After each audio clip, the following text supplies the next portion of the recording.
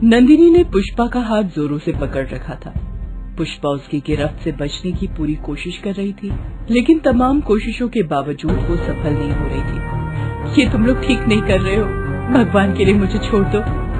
अरे छोड़ देंगे, बिल्कुल छोड़ देंगे।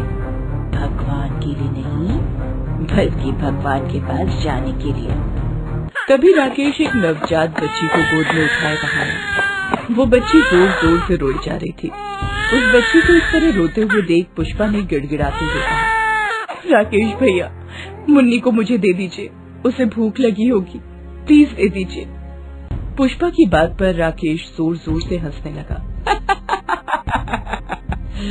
तुम और तुम्हारी ये मुन्नी बस कुछ ही देर की मेहमान है, कुछ देर बाद तुम दोनों यमराज के पास होगे। राकेश ये बात पुष्पा से कह ही रहा था, तभी नंदिनी एक लोहे की छड़ ले आई और उसका जोरदार वार पुष्पा के सिर पर कर दिया। पुष्पा दर्द से कराह उठी। आह! पुष्पा के सिर से लगातार खून बह रहा था। उसके कपड़े खून से पूरी तरह भीग गए थे। उसकी आंखों के आगे अंधेरा छा रहा था, लेकिन अब भी वो गिड़गिड़ाते हुए राकेश और नंदिनी से कह रही थी, मुन्नी को मुझे दे दे, मुन्नी को मुझे दे दो। लेकिन अब ये कहते हुए उसकी जुबान लड़खड़ा रही थी। वो जमीन पर पड़ी छटपटा रही थी और धीरे धीरे वो मौत की गोद में समाती चली जा रही थी। कुछ देर बाद उसका शरीर बेजान हो गया। लगता है ये मर गई। तसल्ली से देख लो मर गई है या नहीं, कहीं ऐसा ना हो कि बाद में हम फंस जाएं। राकेश की गोद में वो नवजात बच्ची अब भी रो जा रही थी। उसने उस बच्ची को नंदिनी को थमाया और पुष्पा की कलाई को पकड़ा और उसकी नब्ज को देखने लगा, जो अब तक कर गई। लो जी, कर ली तसल्ली, ये पहुंच गई अपने ठिकाने पर। इस बीच बच्ची के रोने की आवाज से नंदिनी का मूड खराब हो रहा था। उसने गुस्से में राकेश से कहा, इसका क्या करना है? मैं तो कहती हूँ इसको भी अभी ठिकाने लगा देते हैं। अरे तू इतनी बेसब्र ना हुआ कर, एक कांटा तो निकल गया ना रास्ते से, पहले उसे ठिकाने लगाते हैं, फिर इसे भी वही ठिकाने लगा देंगे। वो तो ठीक है, लेकिन ये जो इतना रोते जा रही है इसका क्या करूं? कहीं इसके चक्कर में हम फंस ना जाएं। उसकी बात को सुनकर राकेश ने शैतानी मुस्कुराहट के साथ उसे देखा और कहा,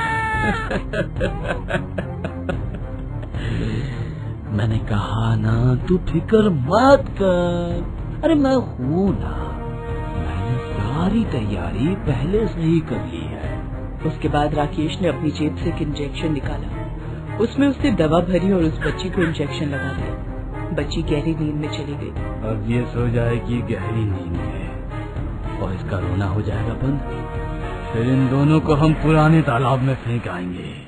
उसके बाद उन्होंने पुष्पा और उसकी बेटी को कार में डाला और पुराने तालाब की ओर निकल पड़े। पुष्पा का पति दिवाकर और राकेश बहुत अच्छे दोस्त थे। दिवाकर राकेश की हर मुसीबत में मदद करता। वो उसे दोस्त कम अपना भाई ज्यादा समझता था। एक दिन की बात है। भाई, मैं कहना नहीं चाहता था, लेकिन अगर नहीं कहा तो मेरी माँ की जान खतरे में पड़ जाएगी। क्या हुआ राकेश, रो क्यों रहा है? और माँ को क्या हो गया? उन्हें हार्ट अटैक आ गया है यार, और वो गांव के अस्पताल में भर्ती है। डॉक्टरों ने ऑपरेशन का कहा है, जिसमें 5 लाख रुपए लगेंगे। अब तुम्हें तो पता है कि इन दिनों मेरा काम बिल्कुल ठप हो गया है, पैसे मेरे पास बिल्कुल नहीं है। अब माँ का इलाज कैसे करवाऊंगा यार? राकेश की बातों को सुनकर दिवाकर ने प्यार भरे गुस्से के साथ उससे कहा, तुम्हारी माँ मेरी माँ नहीं है ना? हाँ, मैं तो कुछ भी नहीं हूँ ना उनका।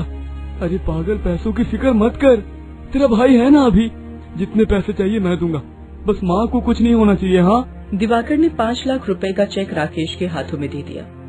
राकेश ने रोते हुए उसे गले से लगा लिया। भाई तू नहीं होता तो ना जाने मेरी माँ का क्या होता। उसी रात राकेश शहर के बाहर एक रेस्टोरेंट में अपनी गर्लफ्रेंड नंदिनी के साथ बैठा हुआ था। राकेश के हाथ में एक बड़ा सा नेकलेस का डिब्बा था। उसने नंदिनी को वो डिब्बा देते हुए कहा, हैप्पी बर्थडे नंदिनी, ये लो तुम्हारा गिफ्ट। नंदिनी ने जैसे ही वो डिब्बा खोला उसकी आंखें फटी की फटी रह गई। ओह माय गॉड, इतना सुंदर हाथ। पूरे 3 लाख का है। 3 लाख? हाँ 3 लाख। बोलो तो बिल दिखाऊं? उसकी बात पर नंदिनी खिलखिलाकर हंस पड़ी और उससे कहा, फिर से तुमने अपने उस बुद्ध दोस्त को चूना लगा दिया। दोस्त नहीं, एटीएम बोलो। एटीएम है वो, मेरा एटीएम।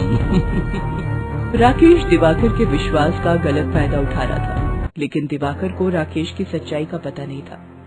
दिवाकर और पुष्पा दोनों उसे भाई ही समझते थे, लेकिन वो तो उनसे मतलब के लिए जुड़ा हुआ था। एक दिन पुष्पा, मुझे 10 दिनों के लिए शहर से बाहर जाना होगा। फिर से? अरे वो क्या है ना, मैंने अपनी फैक्ट्री के लिए एक नई जमीन देखी है और वो बड़े सस्ते में मिल रही है, इसलिए मैं जाकर तस्दीक करना चाहता हूँ कि जमीन में कोई दिक्कत तो नहीं है। अगर वो सही हुई तो डील करके ही वापस आऊंगा। दिवाकर जमीन देखने के लिए दूसरे शहर चला गया। उसी शहर में एक दिन दिवाकर की नजर राकेश पर पड़ी, जो नंदिनी के साथ होटल में खा रहा था। अरे ये राकेश यहाँ इस शहर में क्या कर रहा है? इसकी माँ को तो हार्ट अटैक आया था, इसे तो गांव में होना चाहिए। 2 दिन पहले तो ये बहुत परेशान था अपनी माँ को लेकर। क्या करूँ, जाकर उससे पूछूं क्या? दिवाकर उधेड़बुन में था कि वो क्या करे और क्या न करे। आखिरकार वो राकेश के पास गया। राकेश ने उसे देखा तो उसकी हालत पतली हो गई। दिवाकर, तुम यहाँ? वही तो मैं तुमसे पूछना चाह रहा था कि तुम यहाँ कैसे? तुम्हें तो गांव में होना चाहिए था ना? हाँ, तुम्हारी माँ को हार्ट अटैक आया था ना? और ये लड़की कौन है? इसे तो पहले कभी नहीं देखा। राकेश समझ गया था कि उसका झूठ पकड़ा गया है, फिर भी वो दिवाकर से एक और झूठ बोलने लगा। ये मेरी दोस्त नंदिनी है, ये हार्ट स्पेशलिस्ट है। वो क्या है ना कि माँ का इलाज गांव में नहीं हो सकता था, इसलिए मैं इसके पास यहाँ शहर में ले आया। अरे ये तो बहुत अच्छा किया। अब कैसी है माँ? चल मुझे उनसे मिलवा दे।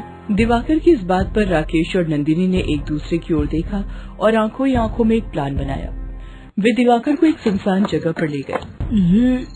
ये कहाँ लेकर आ गए हो मुझे? दिवाकर की बात का राकेश ने कुछ जवाब नहीं दिया और उसका गला पकड़ लिया। सब समझ में आ जाएगा। नंदिनी, तुम जरा सादे कागज पर इसकी साइन ले ले। साइन? वो भी सादे कागज पर? मैं नहीं करूँगा साइन। लेकिन उन लोगों ने उससे मारपीट कर उसके साइन ले लिए और उसे खाई से नीचे फेंक दिया। उस सादे कागज पर उन्होंने बाद में लिखा कि मैं दिवाकर अपनी मर्जी से अपनी सारी प्रॉपर्टी राकेश के नाम कर रहा हूँ, क्योंकि मुझे अपनी पत्नी पर भरोसा नहीं है, वो मुझे मार भी सकती है। उसके बाद तो पूरे शहर में ये बात फैल गई कि पुष्पा अपने पति दिवाकर को मारना चाहती है। पुष्पा तक जब ये बात पहुंची तो उसे इसमें साजिश की बू आई। ये कौन है जो मुझे बदनाम करने की साजिश रच रहा है, और मेरे पति कहाँ हैं? पुष्पा ने अपने लेवल पर सारी बातें पता करने की कोशिश की और उसे जल्द ही सारी बातें पता लग गई। उसे पता लग गया कि ये साजिश राकेश ने अपनी गर्लफ्रेंड नंदिनी के साथ मिलकर रची है। वो ये सारी बातें पुलिस को बताने ही वाली थी कि उन दोनों को इसके बारे में पता लग गया और उसने उसे मार दिया। राकेश और नंदिनी पुराने तालाब के पास पहुँचे और उन्होंने पुष्पा की लाश को तालाब में फेंक दिया।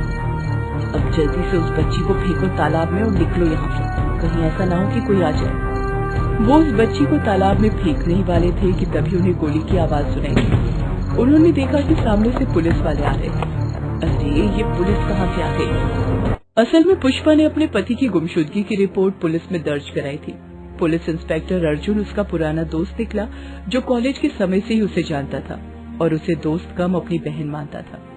इंस्पेक्टर अर्जुन ने उसके पूरी मदद की बात कही और कहा कि तो चिंता मत कर पुष्पा, बस मुझे थोड़ी मोहलत दे दे, मैं तुम्हारे पति का पता लगाने के लिए जान लगा दूंगा। इंस्पेक्टर अर्जुन अपनी टीम के साथ दिवाकर की खोज कर रहे थे। उसी क्रम में उन्हें खाई से उसकी लाश मिली। पोस्टमार्टम के बाद पता लगा कि खाई में गिरने के पहले उसके साथ बहुत मारपीट की गई है।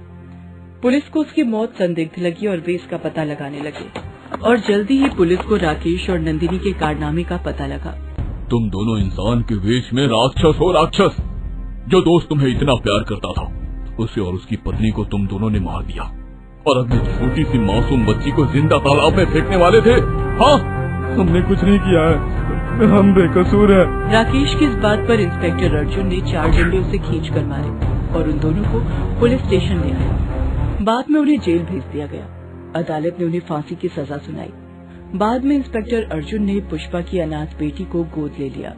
दोस्तों, आप हमारे चैनल को जरूर सब्सक्राइब करें